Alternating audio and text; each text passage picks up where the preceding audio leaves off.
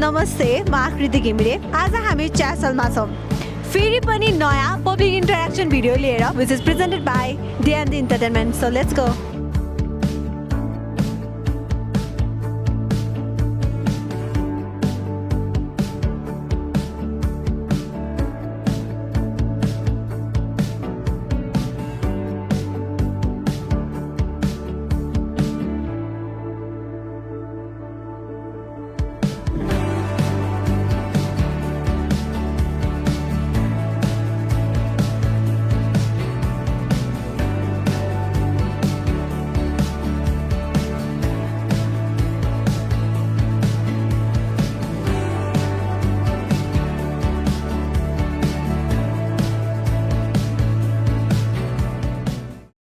Hello नमस्ते।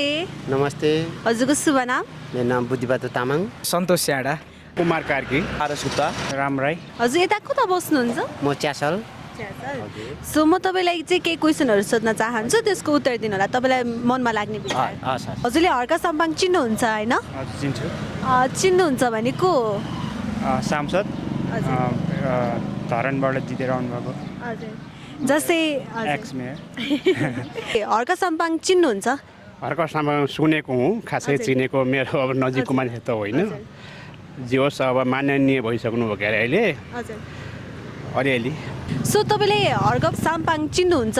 उहाँले चाहिँ चिन्नुहुन्न, मैले चाहिँ चिन्छु। जस्तै अब हजुरले हर्का साम्पाङ त चिन्नुहुन्छ होला होइन? चिन्नुभएको हुनुहुन्छ वा? हर्क साम्पाङ सरम संस्कृति पार्टीको अध्यक्ष भनौँ न। धरानको चाहिँ पहिला मेयर। सो जस्तै अब हरेक व्यक्तिको आफ्नो विचार हुन्छ होइन? हर्का साम्पाङ चाहिँ पहिले मेयर हुँदा र अहिले संसदको हुँदा त्यो चाहिँ के फरक पाउनुहुन्छ तपाईँले? मेयर हुँदाखेरि अलि राम्रै मान्छे हो कि जस्तो लागिरहेको थियो।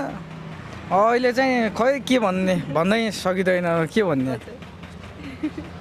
अनि जे छ विरोध मात्रै छ होइन? अहिले त्यही रूपमा चिनिरहेछौँ भनौँ न, विरोध गर्ने मान्छेको रूपमा। बालेन शाहको मेन त्यही हो। हजुर जस्तै हरेक व्यक्तिको चाहिँ आफ्नो विचारहरू हुन्छन् होइन? हर्का साम्पाङ पहिले मेयर हुँदा र अहिले संसद हुँदा चाहिँ के फरक पाउनुहुन्छ तपाईँले? पहिला मेयर हुँदा चाहिँ धेरै राम्रो काम गर्नुभएको थियो, अनि त्यहाँको धेरै विकास पनि गर्नुभएको थियो। अहिले चाहिँ अलिकति चित्त नबुझ्दो कुरा चाहिँ के गर्नुभएको छ भने संसद भङ्ग गर्ने, अब के गर्ने, काम त गरिरहनु भएको छ। अब उहाँलाई उहाँको क्षेत्रको जनताले जिताएर पठाउनु भयो केही आशा लिएर, तर उहाँले आएर चाहिँ न आफू काम गर्ने, अब अरूलाई नि अब खुट्टा तानी जस्तो काम गरिरहनु भएको छ गर्नु चाहिँ, त्यो चाहिँ अलिक गलत हो। उहाँलाई केही आश केही भएको भएर चाहिँ दिएर पठाउनु भयो, भोट दिएर पठाउनु भयो, तर उहाँले त्यो गल्ती सुधारेर होइन, म आफ्नो लागि या पर्सनल कामको लागि भन्दा नि म मेरो जनताको लागि गर्छु भनेर उहाँले गर्नुभयो भने चाहिँ राम्रो हुन्छ जस्तो लाग्छ। को भन्नुहोस् त?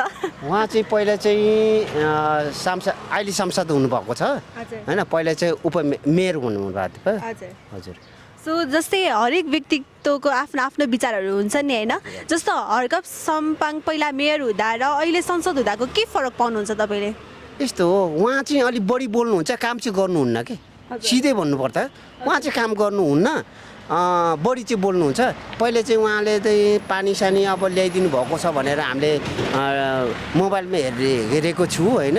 अब फेसबुकहरूमा हेरेको छु, तर उहाँले चाहिँ काम चाहिँ गर्नुहुन्न, तर बढी बोल्ने के, अर्काको विषयमा बढी बोल्ने भएको छ क्या उहाँ चाहिँ। त्यो भएर हामीले चाहिँ के भन्छौँ भने उहाँले बढी नबोल्नुहोस्, काम चाहिँ गर्नुहोस् के होइन? अब हाम्रो यहाँ अहिले हाम्रो रवि लामिछानेज्यू राम्रो काम गर्नुभएको छ होइन? अब तपाईँको के अरे अहिलेको नयाँ मेयर के अरे प्रधानमन्त्री बालेन शाहले राम्रो काम गर्नुभएको छ होइन? उहाँले राम्रो काम गर्नुभएको छ, हामी उहाँलाई चाहिँ धन्यवाद दिन चाहन्छु कि। अब सामाजिक सञ्जालमा चाहिँ उहाँले अहिले गाली खाइरहनु भएको छ नि, जस्तै त्यसको विचारमा चाहिँ तपाईँलाई के लाग्छ कि पपुलारिटीको लागि आउनु भएको हो कि परिवर्तनकै लागि आउनु भएको हो त? उहाँ त परिवर्तनकै लागि आउनु भएको थियो हुन त। अनि खासमा गाली चाहिँ नगरिदिनु पर्ने उहाँलाई। अब हारे पनि हारे नि जिते नि, अब एउटा लाइफको एउटा चान्स हुन्छ जुनमा सफल गर्ने नि हुन्छ, सफल हुन नि सक्छ, हुन नि सक्दैन भन्ने चान्स हुन्छ त्यो। अनि अरू सो जस्तै अब हरेक व्यक्तिको आफ्नो विचारहरू हुन्छन्। हर्का साम्पाङ पहिले मेयर हुँदा र अहिले संसद हुँदाको के फरक पाउनुहुन्छ तपाईँ? जति जहाँसम्म हुनुपर्ने हो भइरहेको जस्तो लाग्दैन। मेयर हुँदा जति ऊ भएको थियो अहिले संसदमा हुन त आफ्नो ठाउँ नपाएर आफ्नो सरकारको नभएर पनि हो कि उहाँले नत्र गर्छु भन्ने मान्छे हो उहाँ। अब सामाजिक सञ्जालमा पनि उहाँले अहिले गाली खाइरहनु भएको छ नि, सो साँच्चै उहाँ चाहिँ परिवर्तनको लागि आउनुभएको हो कि पपुलारिटीको लागि जस्तो लाग्छ तपाईँलाई? मलाई त पपुलारिटीको जस्तो लाग्छ होइन। परिवर्तनको लागि आउनु भएको भए त परिवर्तनका कामहरू बन्दै गर्दाखेरि सहमति गर्नुपर्ने हो, विरोध गर्नुपर्ने ठाउँमा होइन। अब प्रत्येक 2 मिनटमा एउटा स्टेटस आउँछ, त्यो पपुलारिटीको लागि त होला नि। पपुलारिटी भन्दा पनि उहाँलाई अलिकता पहिला चाहिँ राम्रो काम गरेर पपुलारिटी पाउनुभयो, त्यो चाहिँ म पनि रेस्पेक्ट गर्छु। त्यो जमानामा मैले नि उहाँलाई रेस्पेक्ट नै गरेको थिएँ। अहिले चाहिँ अलिकता आफ्नै कामले अनि आफ्नै अलिकता उल्टो कुराले अनि अलिकता नराम्रो नै गाली खानु भयो जस्तो लाग्छ। गाली भन्दा नि अब त्यसलाई सिक बनाएर अगाडि बढ्यो भने राम्रो हो त्यो पनि। सो जस्तै सामाजिक सञ्जालमा चाहिँ अहिले उनले गाली पनि खाइरहेका छन् अर्पा सामुदाले, साँच्चै उनी के यो परिवर्तनको लागि आउनुभएको हो कि यो पपुलारिटी मान्छेहरूको लागि आउनुभएको? पपुलारिटीको लागि हो उहाँ चाहिँ पपुलारिटीको लागि हो। किन भन्नुहुन्छ भनेदेखि तपाईँको पहिले त म पनि फ्यानै थियो कि, उहाँको फ्यानै हो, म पनि के अरे हर्क साम्पाको फ्यानै थिएँ होइन। तर उहाँले अर्काको कुरा काट्ने, अर्काको के अरे नराम्रो कुरा भएको भएर चाहिँ उहाँले चाहिँ राम्रो गर्नुभएको छैन जस्तो लाग्छ मलाई चाहिँ, हो सिधै कुरा। जस्तै अब सामाजिक सञ्जालमा पनि उहाँले गाली खाइरहनु भएको छ होइन, उहाँ साँच्चै के परिवर्तनको लागि आउनुभएको हो कि पपुलारिटीको लागि आउनुभएको जस्तो लाग्छ तपाईँलाई? परिवर्तनकै लागि आउनुभएको होला। उहाँ जे होस् बहुमत उहाँको छैन, त्यस कारणले पनि केही गर्न नसक्नु भएको हो कि जस्तो लाग्छ मेरो विचारमा। तपाईँलाई निडर नेता लाग्छ कि एकदम नसोची बढी बोल्ने नेता लाग्छ त? अब निडर नै नेता लाग्नुहुन्छ भने, किनभने अब गाउँ घरमा गएर काम गर्नुभयो, सहयोग गर्नुभएको छ। तपाईँलाई हर्क साम्पाङ चाहिँ के निडर नेता जस्तो लाग्छ कि डरपोक नसोची बढी मात्रै बोल्ने नेता जस्तो लाग्छ? उहाँ त निडर नेता नै जस्तो लाग्छ मलाई। उहाँको क्रियाकलाप हेर्दाखेरि नसोची कति बोल्नुहुन्छ नि, त्यसमा चाहिँ तपाईँ के भन्न चाहनुहुन्छ? होइन, उहाँ राम्रै मान्छे हो जहाँसम्म लाग्छ हाम्रो विचारमा। अब गर्न सक्ने ठाउँमा पुग्नु भएको, तर बहुमतको सरकार छैन उहाँले, त्यो भएर गर्न नसक्नु भएको होला। जस्तै अब हर्क साम्पाङ चाहिँ निडर नेता हो कि डरपोक नसोची बढी बोल्ने मान्छे हो त? बढी बोल्ने मान्छे हो उहाँ चाहिँ, बढी बोल्ने मान्छे नै हो, बढी बोल्ने मान्छे नै हो उहाँ चाहिँ। डरपोक चाहिँ होइन होइन, बढी चाहिँ बोल्ने मान्छे हो उहाँ चाहिँ। बढी बोल्नुहुन्छ होइन, तर काम चाहिँ गर्नुहुन्न, बढी बोल्ने हो क्या उहाँ चाहिँ। म सिधै भन्छु होइन, उहाँसँग त मेरो भेटघाट चाहिँ भएको छैन होइन। उहाँ कहाँको भन्नुभयो उहाँको घर? हर्क साम्पाङ कहाँको भन्नुभयो? धरानको मेयर हुनुभएको थियो क्या पहिला, राम्रो बोल्नुहुन्थ्यो त्यो। तर म त फेन थियो पहिला त, पछि अति भयो भनेर अति चाहिँ गर्नुहुन्न क्या होइन। तर राम्रो चाहिँ मान्छे चाहिँ होइन रहेछ क्या, मान्छेको गिरावट गर्नु खोज्ने रहेछ क्या। म चाहिँ उहाँ निडर पनि हुनुहुन्छ, तर नसोची चाहिँ बोल्ने नेता पनि हो क्या। निडर चाहिँ निडर पनि हुनुहुन्छ होइन, तर नसोचिकन मनमा जे लाग्यो त्यही बोलिदिने। नेता त निडर नै हो, राईको छोरो हो, तर बोल्न चाहिँ अलिकता अब नसोचेर बोल्छ कि अलि पछिको लागि लङ टर्म भिजन चाहिँ नराखेर बोल्ने जस्तो लाग्छ। बोल्न चाहिँ राम्रै बोल्नुहुन्छ, निडर त निडरै भइहाल्यो। अब तैपनि अब अलिकता पछिको लागि चाहिँ सोच्नुहुन्न क्या, के हुन्छ कस्तो हुन्छ होइन त्यसै।